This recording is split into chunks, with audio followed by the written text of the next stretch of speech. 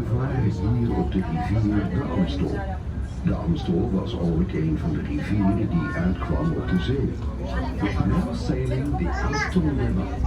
In the past, the Amstel was one of the rivers that used to flow out into the sea. Wir fahren hier auf dem Fluss die Amstel.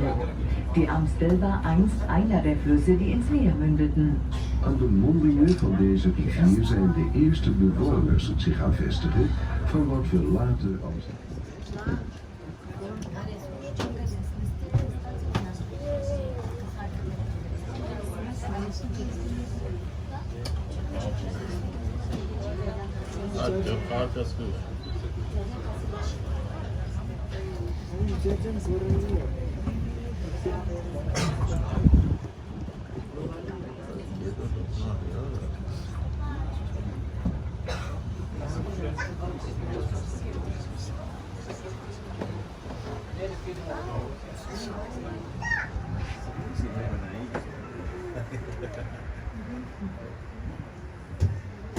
De Wagenbrug die we nu voor ons zien is een van de oudste bruggen van de stad.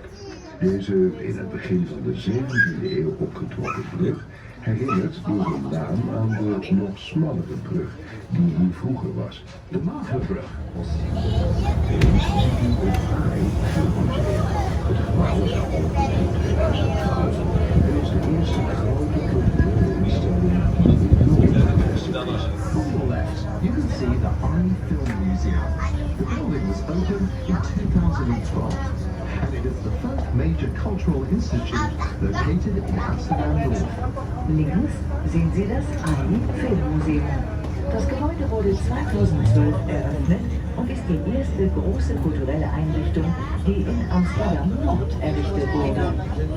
Je kijkt ook even naar het hoofdgebouw naast dat filmmuseum hier links.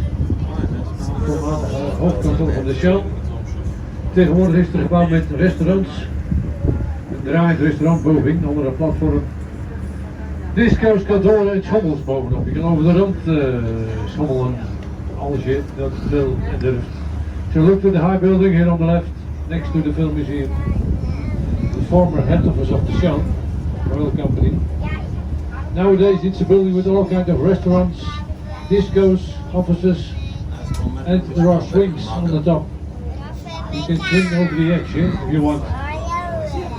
And if you're there. Nice view, by the way. Goed gezien dat het